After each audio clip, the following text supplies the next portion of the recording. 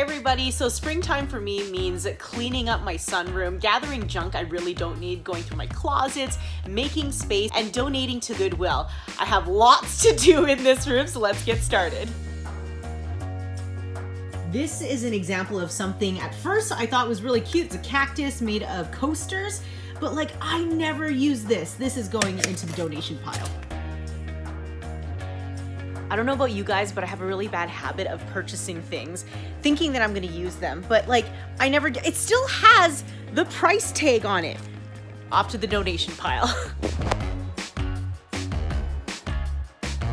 All right, time to get all of this packed up and ready for drop off at Goodwill.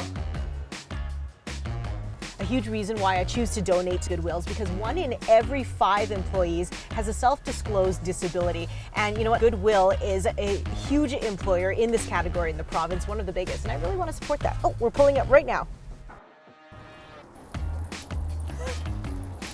I don't know why I bought these, I just think I like the noise they made.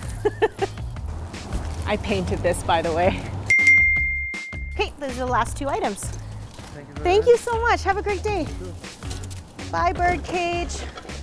Had so many dreams of using you.